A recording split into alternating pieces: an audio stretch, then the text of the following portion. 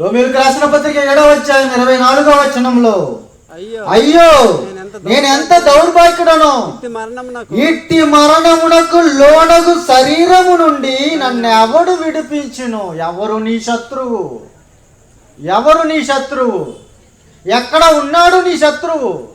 నీ దేహమే, నీ శరీరమే నీకు శత్రువు. నీవు ఉన్నావు చూడు, ఆత్మవైన నీవు ఉన్నావు చూడు.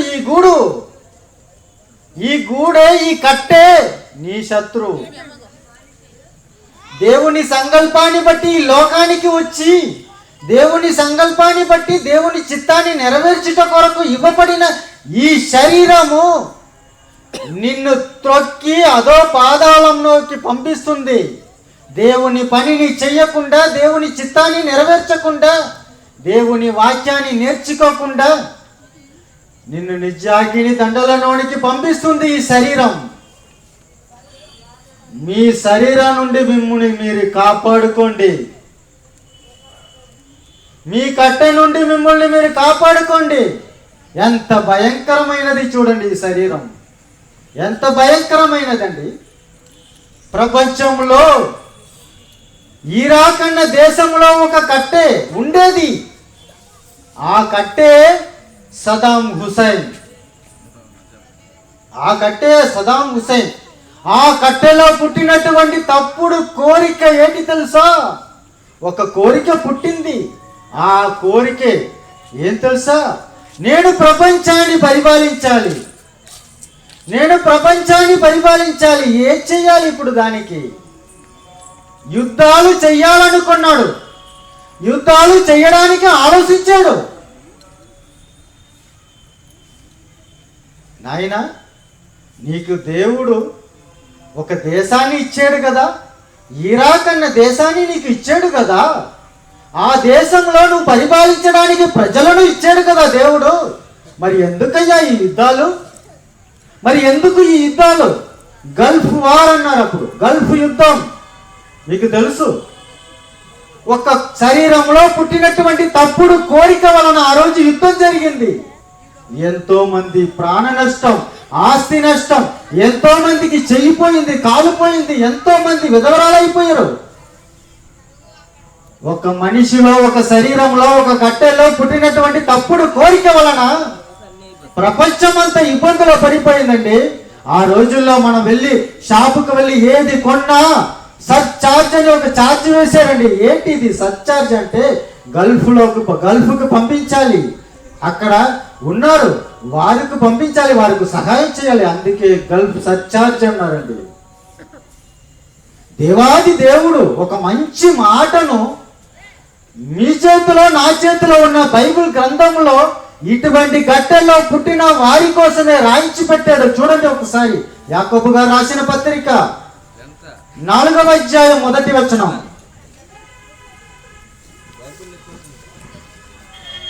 యాకోబు గారు రాసిన పత్రిక 4వ అధ్యాయం. మీ చేతిలో ఉన్న బైబిల్ని విప్పి చూడండి.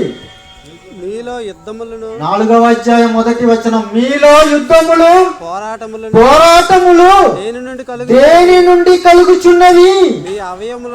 మీ అవయవములలో పోరాడు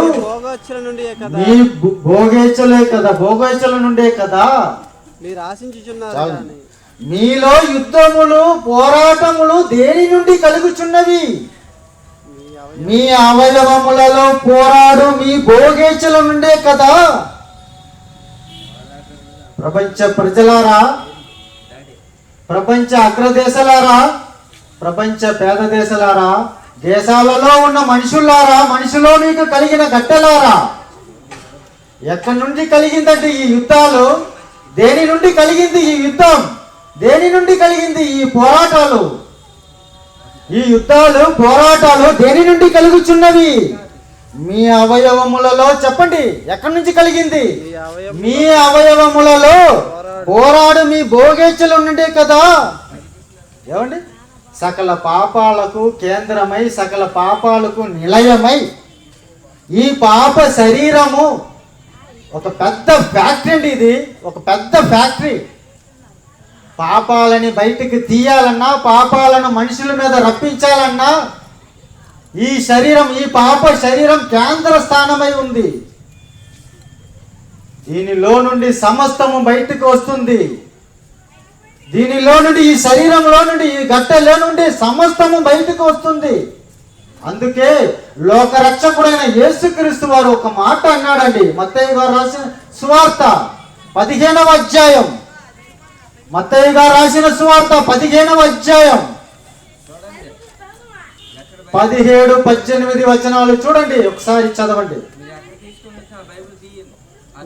మత్తయి గారు రాసిన సువార్త 15వ అధ్యాయం 17-18 వచనాలు. నోటిలో నుండి పోవునదంతయు కడుపులో పడి బహిర్భూమిలో విడవబడను.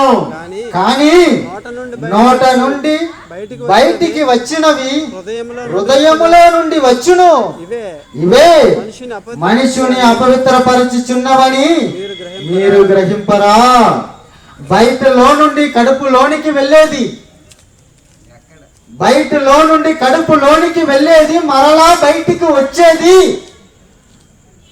మనుషులను అపవిత్రపరచదు, సమాజాన్ని అపవిత్రపరచదు, దేశాలను అపవిత్రపరచదు, ప్రపంచాన్ని అపవిత్రపరచదు, నిన్ను నన్ను అపవిత్రపరచదు. కానీ నీలో నుండి బయటికి వచ్చింది కదా, ఈ కట్టెల్లో నుండి బయటికి వచ్చింది కదా, ఈ శరీరంలో నుండి బయటికి వచ్చింది కదా, హృదయంలో నుండి బయటికి వచ్చింది కదా, అది భయంకరమైనది అంటున్నాడు దేవుడు. అది భయంకరమైనది. మీ అవయవములో నుండి పోరాడు, మీ భోగేశల నుండే కదా యుద్ధాలు, పోరాటాలు. మీ హృదయంలో నుండి బయటికి వచ్చినది భయంకరమైనది. కుట్రాలు, కుతంత్రాలు, మారణగాండాలు, యుద్ధాలు, పోరాటాలు. యుద్ధములు, పోరాటములు దేని నుండి కలుగుచున్నవి? మీ అవయవములలో పోరాడు, మీ భోగేచ్చల నుండే కదా. శరీరం ఎంత భయంకరమైనదో దేవుడు రాయించాడండి.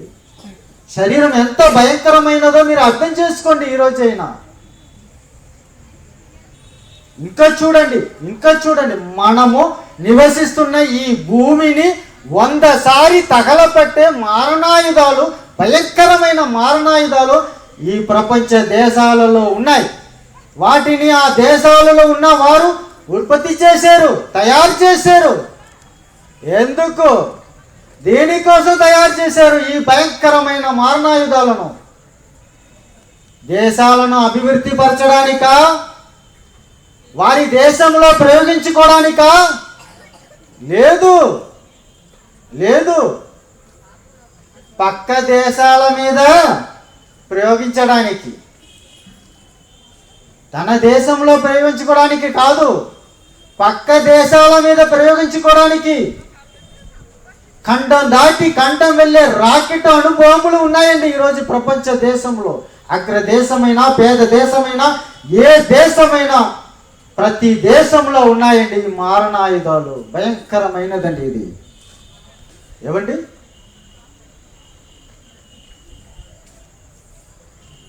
మనమందరూ ఈ ప్రపంచంలో ఉన్నాం. ఈ ప్రపంచంలో ఉన్న వారందరూ సహోదరులు కావా? మనమందరం ఆదాము అనే ఒక తండ్రిలో నుండి వచ్చిన వారు కామా? ఆలోచించండి. నీ కంటికి కనపడుతున్న, నీ ఎదురుగా ఉన్న నీ సహోదరుని నువ్వు ప్రేమించలేదు. కనపడని నన్ను ఎలా నువ్వు ప్రేమిస్తావు అని అడుగుతున్నాడు దేవుడు. సిగ్గుపడాలి, సిగ్గు రావాలి సహోదరులారా. న్యాయమా ఇది? చెప్పండి. ఇది ఎంతవరకు న్యాయం చెప్పండి?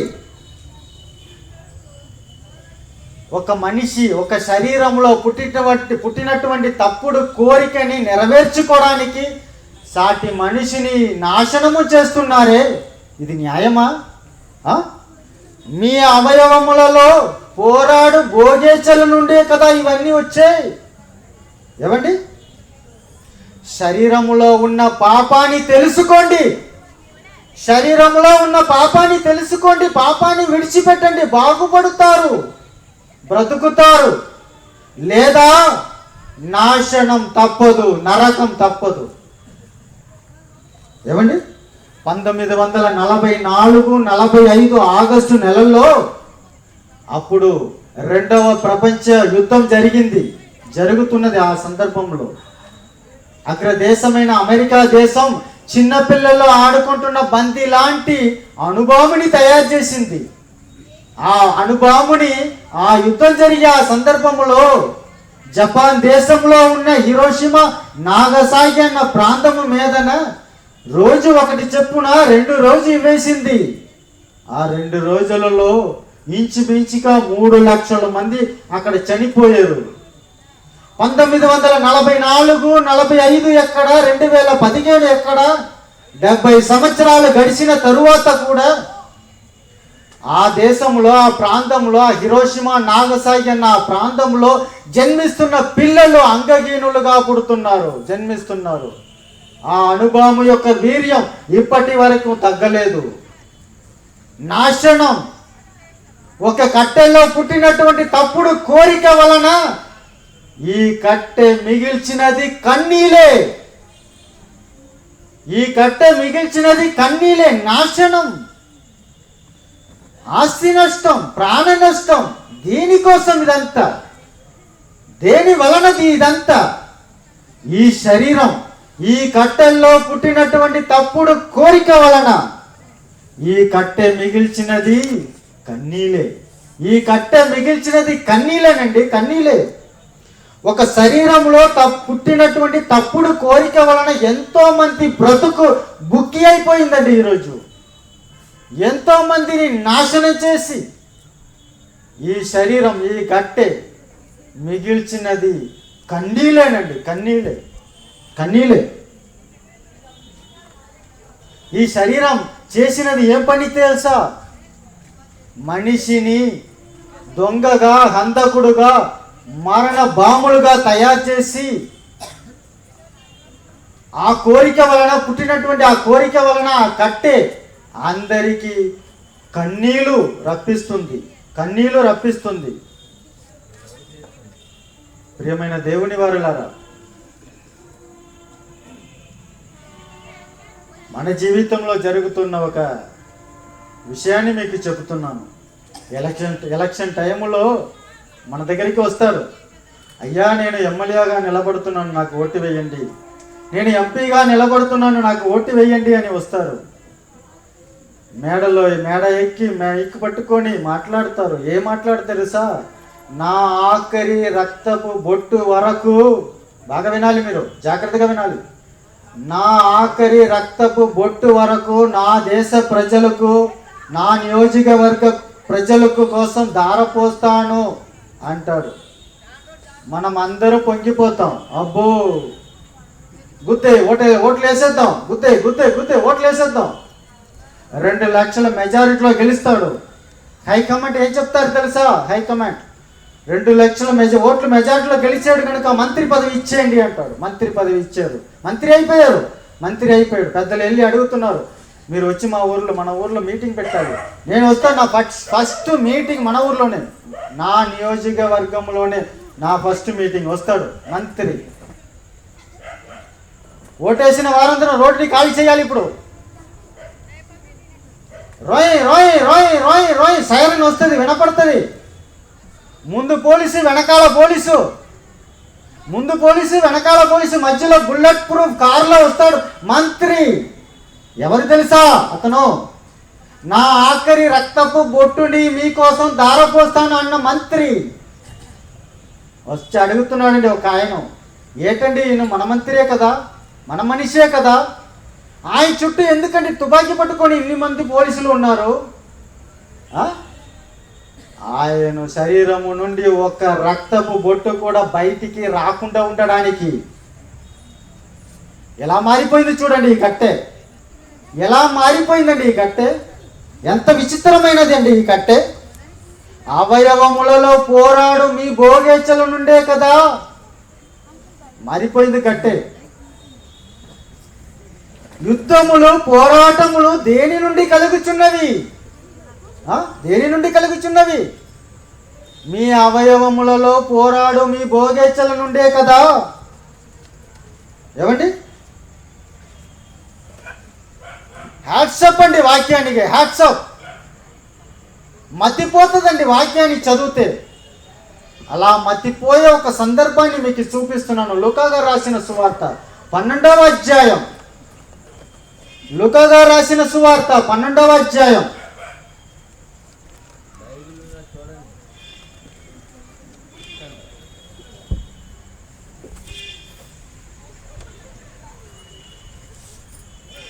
లూకా గారు రాసిన సువార్త 12వ అధ్యాయం 17 నుండి చదవండి. 17వ అధ్యాయం నుండి. అప్పుడు అతడు నా పంట సమకూర్చి కొనుటకు నాకు స్థలము చాలదు గనుక నేనేమి చేదునని తనలో తాను ఆలోచించుకొని నేను ఇలాగు చేదును, నా కొట్లు విప్పి వాటికంటే గొప్ప వాటిని కట్టించి అందులో నా ధాన్యమంతటిని నా ఆస్తిని సమకూర్చుకొని నా ప్రాణముతో ప్రాణమా అనేక సంవత్సరములకు విస్తారమైన ఆస్తి నీకు సమకూర్చబడి ఉన్నది. సుఖించుము, తినుము, త్రాగుము, సంతోషించుము అని చెప్పుకొందును అనుకున్నాను. ఏమండి? ప్రాణముతో ఆస్తిని సమకూర్చి ప్రాణముతో ఏమంటున్నాడు అంటే, సంతోషించుము ప్రాణమా, నా ప్రాణమా, నా శరీరమా, నా గట్టే, నా దేహమా, నీ కొరకు నేను ఆస్తిని సమకూర్చాను. ఏమండి? ప్రాణానికి రక్తం, శరీరానికి ప్రాణం రక్తం. నా ప్రాణమా, నా రక్తమా, నీ కొరకు నేను ఆస్తిని సమకూర్చాను. ఇప్పుడు నువ్వు ఏం చెయ్యాలి తెలుసా? సుఖించుము, తినుము, త్రాగుము, సంతోషించుమని చెప్పాడు. ఏం చెప్పాడు? నా ప్రాణమా. ఏమండి? ఆత్మ ఎలా మారిపోయిందో చూడండి. ఆత్మ ఎలా మారిపోయిందండి? ఏమండి? ఈ ఆత్మ కోసమే కదా దేవుడు ఈ శరీరాన్ని ఇచ్చాడు. శరీరాన్ని ఎందుకు ఇచ్చాడు దేవుడు? మన ఈ భూమిలో ఉండాలి. మనం ఉండాలంటే ఒక ఇల్లు కావాలి, ఒక శరీరం కావాలి, ఒక గట్టె కావాలి. ఈ శరీరంలో ఉండి దేవుని చిత్తాన్ని నెరవేర్చాలని ఈ శరీరాన్ని దేవుడు మనకి ఇచ్చాడు. ఇప్పుడు ఏమైపోయిందండి ఈ ఆత్మ? ఎలా మారిపోయింది చూడండి. ఎంత మాయ, ఎంత మత్తులో మునిగిపోయిందండి ఈ ఆత్మ. ఏమండి? తినుము, త్రాగుము, సుఖించుము, సంతోషించుము. ఏమండి? అయితే దేవుడు 20వ వచనం. అయితే దేవుడు వచ్చాడండి. ఇప్పుడు దేవుడు వచ్చాడు. అయితే దేవుడు వెర్రివాడా ఈ రాత్రి నీ ప్రాణమును అడుగుచున్నారు. వెర్రివాడా, దేవుడు వచ్చాడండి. దేవుడు వచ్చాడు. ఆయన ఖచ్చితంగా రావాల్సిన టయానికి వచ్చి తీరుతాడు, వచ్చేస్తాడు. శరీరానికి అధికారం ఇచ్చి, ఏమండి? శరీరానికి అధికారం ఇచ్చి శరీరాన్ని బలపరచాలని, శరీరాన్ని బాగా ఉంచుకోవాలని ఆస్తులను స్విస్ బ్యాంక్ వరకు పొడిగించిన వారిని చూసి ఈ రాత్రి దేవుడు ఏమంటున్నాడు చదవండి మళ్ళీ. వెర్రివాడా ఈ రాత్రి. వెర్రివాడా అంటే పిచ్చివారులారా, వెర్రివాడులారా, వెర్రి బాబులారా, ఈ రాత్రి నీ ప్రాణమును అడుగుచున్నారు. దేవుడు అంటున్నాడు, ఈ రాత్రి నీ ప్రాణమును అడుగుచున్నారని దేవుడు అంటున్నాడు. ఎవరు అడుగుచున్నారు నీ ప్రాణాన్ని? ఏమండి? ఎవరు అడుగుచున్నారు నీ ప్రాణాన్ని? ఎవరు బాబు అడుగుచున్నారు నా ప్రాణాన్ని అంటున్నారా? అడుగుతున్నది ఎవరు తెలుసా? ఈ భూమిలో ఉన్నవారు కాదండి. ఈ భూమిలో ఉన్నవారు కాదు. ఎక్కడ ఉన్నవారు బాబు? అడగండి నన్ను. ఎక్కడ ఉన్నవారు బాబు అడుగుతున్నారు నా ప్రాణాన్ని. ఎవరికో అని కూర్చోకండి ఇక్కడ. అన్ని మీకే, అన్ని నాకే, అన్ని మనకే. ఎవరికో చెప్తున్నాడు దేవుడు, మనకి కాదండి. మీరు అనుకుంటే అది మీ పొరపాటు. చెప్పబడుతున్న ప్రతి మాట మన కొరకే, నా కొరకే, నా కొరకే అని ప్రతి వాడు స్వీకరిస్తేనే బాగుపడతారు. ఎవరు అడుగుతున్నారు తెలుసా? ప్రకటన గ్రంథం 6వ అధ్యాయం 9-10 వచనాలు. ఆయన ఐదవ ముద్రను విప్పినప్పుడు దేవుని వాక్యము నిమిత్తము తాము ఇచ్చిన సాక్ష్యము నిమిత్తము వధింపబడిన వారి ఆత్మలను బలిపీఠము క్రింద చూచి తిని. ఏమండి? దేవుని వాక్యము నిమిత్తము తాము ఇచ్చిన సాక్ష్యము నిమిత్తము వధింపబడిన వారి ఆత్మలను బలిపీఠము క్రింద చూచి తిని. భూమి మీద దేవుని వాక్యాన్ని బోధించడానికి అరిచి సమటోర్చి, ఏమండి, తిరిగి కష్టపడి బాధపడి నిందపాలై వాక్యం వినేవారు ద్వేషించి, వాక్యం వినేవారి ద్వారా ద్వేషింపబడి నిందపాలై రక్తాన్ని సమటగా ఊర్చి రక్తాన్ని ఖర్చు పెట్టి మనకు వాక్యం చెప్పారు కదా, మనకు వాక్యం చెప్పి వెళ్ళిపోయారు కదా. వారు అడుగుతున్నారు, వారు ఎక్కడ ఉన్నారు? పరదేశులో ఉన్నారు. వారు అడుగుతున్నారు. చూడండి, వారు నాదా సత్యస్వరూపి పరిశుద్ధుడా ఎందాక తీర్పు తీర్చకయు మా రక్తము నిమిత్తము భూనివాసులకు. ఎవరు భూనివాసులు? ఎవరు? మనమే. భూనివాసులకు ప్రతిదండన చేయకయు ముందువని బిగ్గరగా కేకలు వేశారు. ఎవరు అడుగుచున్నారండి? ఈ రాత్రి నీ ప్రాణమును అడుగుచున్నారు. ఏమండి? దేవుడితో మాట్లాడుతున్నారు. పరదేశంలో ఉన్నవారు ఇక్కడ దేవుని సేవని చేసి దేవుడి కోసం బ్రతికి దేవుడి కోసం చనిపోయి పరదేశంలో ఉన్నారు కదా. వారు అడుగుతున్నారు. ఆత్మలుగా ఉన్నారు కదా అక్కడ. వారు అడుగుతున్నారు. వారు దేవుడితో చెప్తున్నారు, ఏమండి, వారేమో సుఖించుము, తినుము, త్రాగుము, సంతోషించుము అని అక్కడ చెప్పుకొని ఉన్నారు. ఆస్తులను సమకూర్చుకొని ఉన్నారు. వాళ్ళ గురించి మాకు తెలుసయ్యా, మేము ఎక్స్పీరియన్స్తో మాట్లాడుతున్నాం. నేను కాదండి, వాళ్ళు చెప్తున్న మాటల్ని నేను మీకు చెప్తున్నాను. మేము ఎక్స్పీరియన్స్తో చెప్తున్నాం. వాళ్ళు మారరు. వారి కోసం మేము వాక్యం చెప్పాం. చెప్పులు అరిగిపోయేంతగా నడుచుకొని వెళ్ళాం. వారు మారలేదు. వారు మారరు. వస్తారు, వింటారు, వెళ్ళిపోతారు. వస్తారు, వింటారు, వెళ్ళిపోతారు. ఏమండి, మంచి బోధకుడు వచ్చాడండి. మంచి బోధకుడు వచ్చాడు, రండి వెళ్దాం, వాక్యం వింటాం. వచ్చారు, వాక్యం విన్నారు. ముగింపు ప్రార్థన అయిపోయింది. చాలామంది వచ్చారండి. ఎన్నో చోట్ల నాకు జరిగినది ఇప్పుడు చెప్తున్నాను మీకు. ఎన్నో చోట్ల జరిగేవి. అందరూ వస్తారు. అయ్యా, చాలా బాగా చెప్పారండి బ్రదర్ మీరు, చాలా బాగా వాక్యం చెప్పారండి బ్రదర్ మీరు. ఇటువంటి వాక్యాన్ని నా జీవితంలో ఇప్పటి వరకు నేను వినలేదండి. చాలా బాగా చెప్పారండి. మార్కులు వేసి వాళ్ళు వెళ్ళిపోతారండి.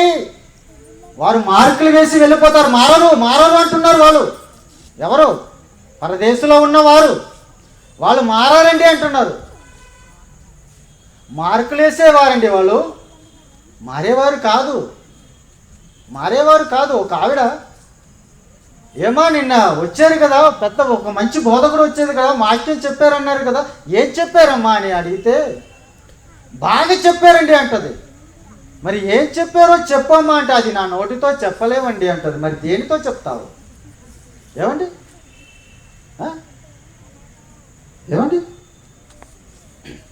నిన్ను భూమి మీద నుండి తీసివేయమంటున్నారు వాళ్ళు. నీ ప్రాణమును అడుగుచున్నారు వాళ్ళు. ఎవరు? ఈరోజు ఏ పండుగ అండి? ఈరోజు ఏ పండుగ? క్రైస్తవులకు ఏ పండుగ ఈరోజు?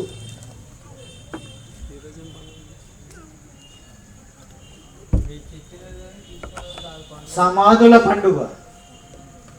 సమాధుల పండుగ అండి ఈరోజు. టీవీ న్యూస్ చూస్తారా?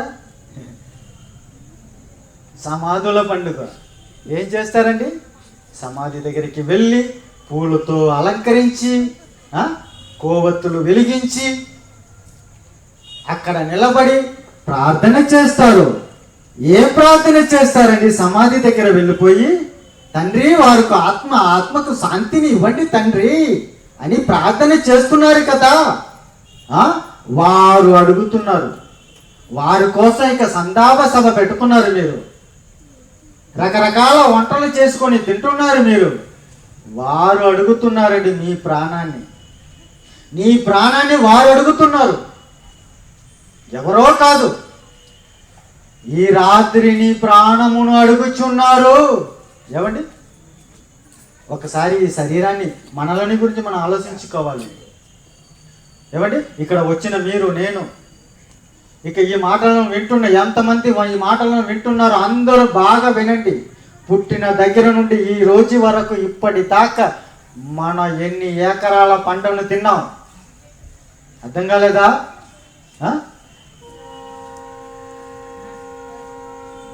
ఎన్ని ఎకరాల పంటను తిన్నాం మనం? ఎన్ని బస్తాలు బియ్యం తిన్నాం? ఎన్ని బస్తాలు పప్పు తిన్నాం? ఎన్ని చెరువుల నీళ్లు తాగావు? ఎన్ని చెరువుల నీళ్లు తాగావు? ఎన్ని లక్షల కోళ్ళు తిన్నావు? ఎన్ని వేల మేకలు తిన్నావు? ఏం మిగిలింది? ఏం మిగిలింది చెప్పండి? కన్నీలే మిగిలింది. కన్నీలే మిగిలింది. ఏమండి? ఈ గట్టే నువ్వు దేవుని పని చేయడానికి ఒప్పుకోదు. నీవు దేవుని కోసం బ్రతకడానికి ఈ గట్టె ఒప్పుకోదు.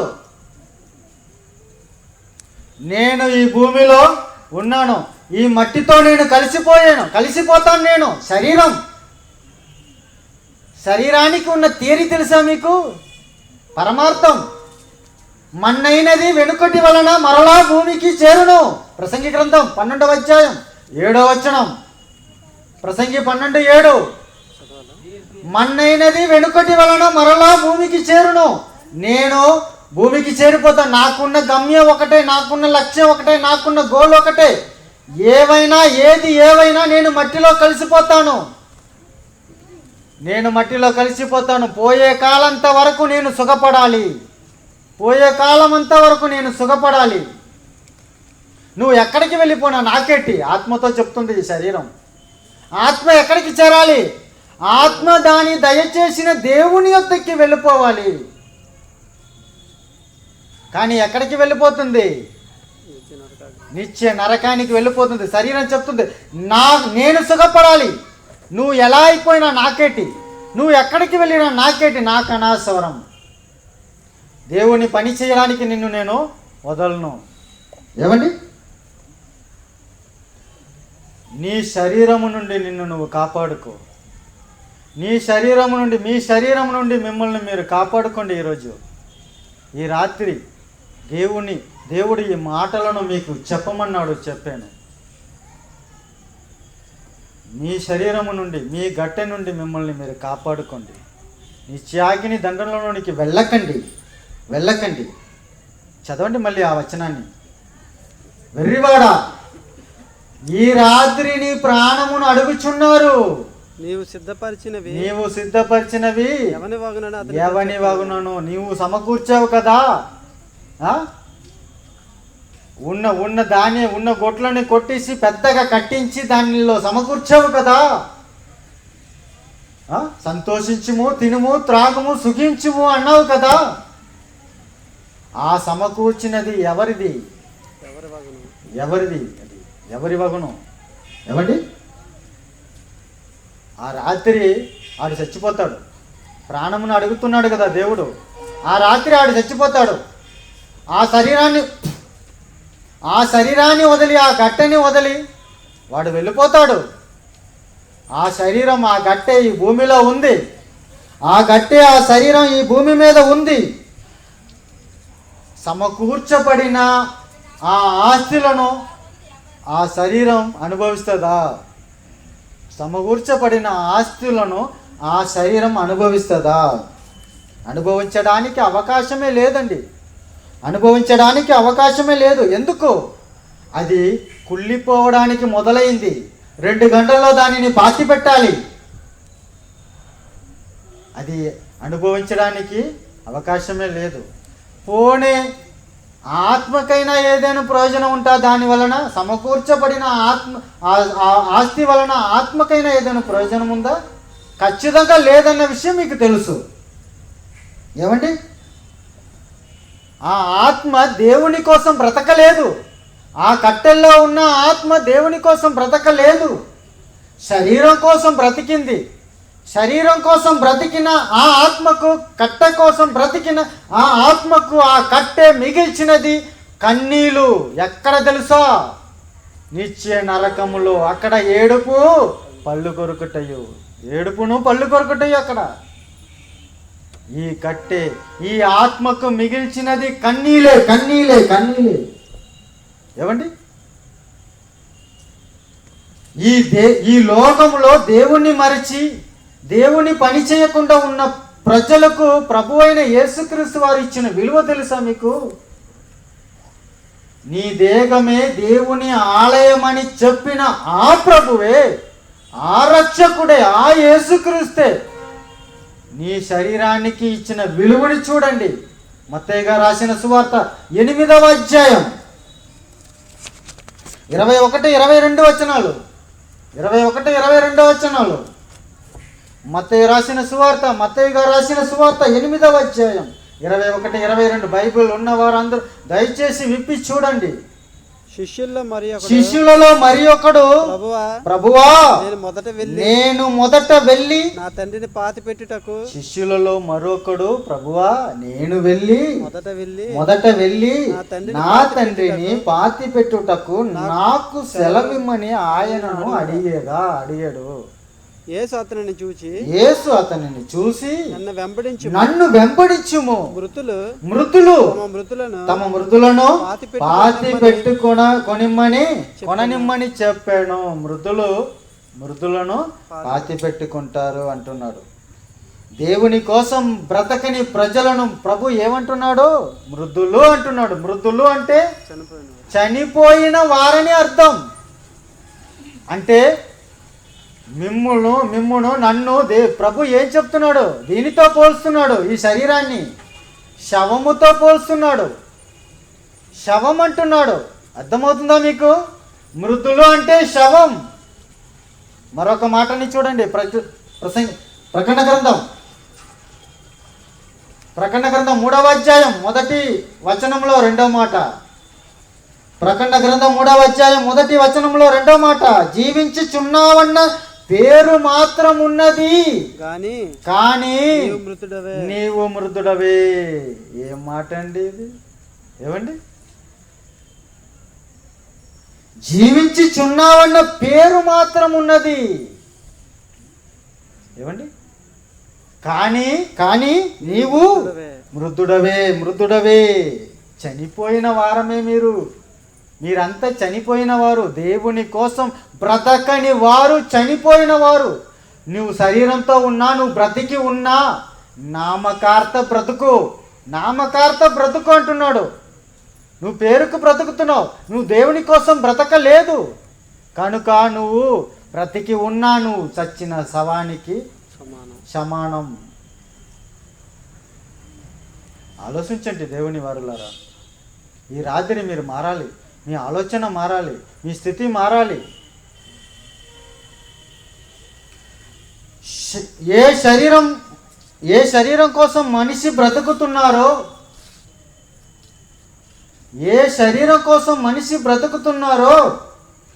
ఏ శరీరము నుండి శరీరం ఇచ్చిన దేవునిని మరిచిపోయి పొగరెక్కి కళ్ళు నెత్తికెక్కి దేవుని మహాజ్ఞానాన్ని తుణీకరిస్తున్నారో, దేవునిని అవమానపరుస్తున్నారో, అలాంటి వారు కొరకే సంభవించి రాయబడిన ఒక సందర్భాన్ని చూసి ముగిస్తామండి. మార్కు గారు రాసిన సువార్త 5వ అధ్యాయం. మార్కు గారు రాసిన సువార్త 5వ అధ్యాయం. గలిలేయ దేశములో ఉన్న గలిలేయ సముద్రానికి అవతల ఉన్న గెరాసీనుల దేశంలో సంభవించి దృష్టాంతముగా మనకు రాయబడినటువంటి మాటలండి. ఇది మొదటి నుండి చదవండి. మార్కు గారు రాసిన సువార్త 5వ అధ్యాయం మొదటి నుండి చదువుతాం. వారు ఆ సముద్రమునకు అత్తరినున్న గెరాసేనుల దేశమునకు వచ్చిరి. ఎవరు? శిష్యులు ప్లస్ యేసుక్రీస్తు వారు. ఆయన దోణి దిగగానే అపవిత్రాత్మ పట్టిన వాడొకడు సమాధులలో నుండి వచ్చి ఆయనకెదురుపడెను. వాడు సమాధులలో వాసము చేసిన వాడు సంకెళ్లతోనైనను ఎవడును వాని బంధింపలేకపోయెను. పలుమారు వాని కాళ్లకును చేతులకును సంకెళ్ళు వేసి బంధించినను వాడు ఆ చేతి సంకెళ్ళు తెంపి ఆ కాలు సంకెళ్ళు తుత్తునియలుగా చేసెను గనుక ఎవడును వానిని సాధుపరచలేకపోయెను. వాడు ఎల్లప్పుడూ రాత్రింపగలు సమాధులలోను కొండలలోను కేకలు వేయిచు తన్ను తాను రాళ్లతో గాయపరుచుకొనుచుండెను. ఈ భూమిలో ఈ గట్ట మీద బ్రతుకుతున్న ప్రతి ఒక్కరూ దేవుని జ్ఞానాన్ని నేర్చుకోవాలి. దేవుని జ్ఞానాన్ని నేర్చుకోవడానికి తపస్సు చెయ్యాలి. ఏమండి? జ్ఞానమును తెలుసుకోవాలి. మనుషులకు జ్ఞానము కావాలి, జ్ఞానము రావాలి. ఏమండి? వాడు దూరం నుండి ఇప్పుడు చదివిన ఈ వాక్య భాగంలో మీకు అర్థమైనది, మనిషి చివరికి ఎక్కడికి వెళ్ళిపోవాలో, ఎక్కడికి చేరుకోవాలో అక్కడికి తీసుకెళ్ళిపోయిందండి దెయ్యాలు. ఎక్కడ ఉన్నాడు ఇప్పుడు? సమాధులలో ఉన్నాడు. సమాధులలో ఉండి ఏం చేస్తున్నాడు? రాళ్ళు తీసుకొని తన్ను తాను చీల్చుకుంటున్నాడు, గాయపరుచుకుంటున్నాడు. ఎందుకు అలా చేస్తున్నాడు? ఏటి కోపం ఈ శరీరం మీద, ఈ గట్ట మీద? ఏ కోపం? ఇది మిగిల్చినది కన్నీలే గనుక, ఈ కట్టె మిగిల్చినది కన్నీలే గనుక శరీరం మీద కోపపడి రాళ్లతో తన్ను తాను గాయపరుచుకుంటున్నాడు. అలా తన్ను తాను రాళ్లతో గాయపరుచుకుంటున్న వాడిలో ఉన్న ఆ దెయ్యాలు యేసుక్రీస్తు వారిని దూరంగా వచ్చినట్టు చూసి ఏం చేస్తున్నారో చదవండి. ఏం చేస్తుందో చదవండి. దూరము నుండి యేసుని చూసి పరిగెత్తుకొని వచ్చి ఆయనకు నమస్కారము చేసి యేసు సర్వోన్నతుడైన దేవుని కుమారుడా, నాతో నీకేమి? నన్ను బాధపరచకుమని దేవుని పేరట నీకు ఆనబెట్టుచున్నానని బిక్కరగా కేకులు వేసెను. పరిగెత్తుకొని వచ్చిందండి, నమస్కారం చేసింది. నాతో నీకే పని? సర్వోన్నతుడైన దేవుని కుమారుడా, నాతో నీకే పని? నువ్వు ప్రజల దగ్గర ఉండాలి, నువ్వు ప్రజల దగ్గరికి వెళ్ళిపోవాలి. మేమందరం దెయ్యాలు మేము. దెయ్యాలతో నీకే పని అయ్యా? దెయ్యాలతో నీకే పని? నువ్వు ప్రజల దగ్గరికి వెళ్ళిపోవాలి. ప్రజలను రక్షించడానికి వచ్చిన రక్షకుడు నువ్వు ప్రజల దగ్గరికి వెళ్ళిపో అనిందండి దెయ్యం. యేసుక్రీస్తు వారు ఏం చేశారు తెలుసా? ఆ దెయ్యాన్ని వెళ్ళగొట్టేశాడు. అనేక దెయ్యాలు ఆడిలో ఉంది, సేన దాని పేరు. అనేకమైన దెయ్యాలు. ఆ దెయ్యాలను వెళ్ళగొట్టేశాడు. వెళ్ళగొట్టిన తర్వాత ఏం జరిగింది తెలుసా? లూకా గారు రాసిన సువార్త 8వ అధ్యాయం. లూకా గారు రాసిన సువార్త 8వ అధ్యాయం 35 నుండి చదవండి. మీరు ఎవరనో తీసిన వారు చదవండి. మేపుచున్నవారు 35 నుండి చదవాలి. నేను 35 నుండి 8:35. జనులు జరిగిన దానిని చూడవెళ్ళి యేసునొద్దకు వచ్చి దయ్యములు వదిలిపోయిన మనుషుడు బట్టలు కట్టుకొని స్వస్థ చిత్తుడై యేసు పాదముల యొద్ద కూర్చుండుట చూసి భయపడి ఆనందించారని ఉందా? భయపడిరి. ఎందుకండి భయం? ఆడిలో దెయ్యం ఉన్నప్పుడు ఎందుకు భయం లేదు? వాడిలో దెయ్యాలు ఉన్నప్పుడు భయం లేదు. ఏమండి? వాడు రాళ్ళు తీసుకొని తన్ను తాను చీల్చుకుంటున్నప్పుడు భయం లేదు ఈ మనుషులకు. వాడు స్వస్థ చిత్తుడై మంచివాడై యేసు పాదముల యొద్ద కూర్చుండట చూసి భయపడ్డారంట. ఏమండి? ఎందుకండి భయం? వాడు మంచివాడైపోయాడు కదా, మారిపోయాడు కదా, మంచి బుద్ధి కలవాడుగా ఉన్నాడు కదా, మరి ఎందుకు భయపడుతున్నారు? భయపడి ఏం చేస్తున్నారో అక్కడ ఏం జరుగుతుందో చూడండి కింద. అది చూచిన వారు దయ్యములు పట్టిన వాడు ఎలాగూ స్వస్థత పొందెనో జనులకు తెలియజేయగా, ఆ ప్రాంతంలో ఆ దేశంలో ఉన్న జనులకు తెలియజేయగా వాళ్ళందరూ వచ్చి గెరాసేనీయుల ప్రాంతములో నుండి జనులందరూ బహు భయక్రందులైరి గనుక. ఏమండి? దెయ్యాలు పట్టిన ఒక మనిషి సమాధుల్లో ఉన్నాడు, అడవిలో ఉన్నాడు, కొండల్లో ఉన్నాడు. వాడు రాళ్ళు తీసుకొని తన్ను తాను చీల్చుకుంటున్నాడు, గాయపరుచుకుంటున్నాడు. యేసుక్రీస్తు వారు ఆ సందర్భంలో వచ్చాడు, ఆ దెయ్యాలను వెళ్ళగొట్టాడు, వాడిని బాగు చేశాడు, స్వస్థత చేశాడు, మంచి బుద్ధిని కలిగించాడు. కలిగిన మనిషి బట్టలు కట్టుకొని ప్రభు పాదము దగ్గర కూర్చుండట చూసి భయపడ్డారు. భయపడిన వారు ఏం చేశారు తెలుసా? ఆ దేశంలో ఉన్న వారందరికీ వెళ్ళి చెప్పారు. అందరూ భయక్రందులైపోయారట. ఏమిటి ఎంత గొప్ప కార్యం చేశాడు యేసుక్రీస్తు వారు, ఎంత గొప్ప కార్యం చేశాడు. ఆయన్ని తీసుకువెళ్ళి ఆయనకు దండం వేసి, అయ్యా మీరు మాతోనే ఉండండి, మీరు ఏం చెప్తారో మేము వింటాం అని చెప్పాలి. ఏం చెప్పారండి? ఏం చెప్పారైనా కింద కనుక తమ్మును విడిచిపోమ్మని ఆయనను వేడుకున్నారట. ఏమండి? మంచి కార్యం చేశాడు దేవుడు, మంచి కార్యం చేశాడండి ప్రభు. మంచి కార్యం చేసిన ప్రభు వద్దు. ఏమండి? వద్దు తమ్మును విడిచిపోమ్మని వేడుకున్నారట. దయ్యాలను చూసి భయము లేదు, యేసుక్రీస్తుని చూసి భయపడుతున్నారండి. యేసుక్రీస్తుని చూసి ఏమండి? మమ్మను విడిచి మీరు వెళ్ళిపోండి, మమ్మను విడిచి వెళ్ళిపోండి. దెయ్యాలు ఏమనిందండి అందాక? నాతో నీకే పని అనింది. దెయ్యాలు చెప్తుంది మాతో మీకే పని. ప్రజలు చెప్తున్నారు, మనుషులు మమ్మను విడిచిపోండి.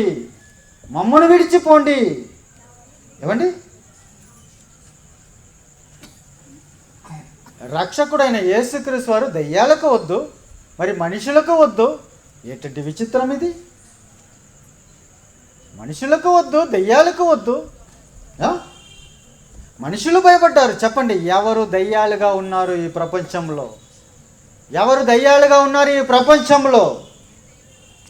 దయ్యాలు యేసు ప్రభువుని ఒక మంచి మాట అడుగుతున్నాయండి.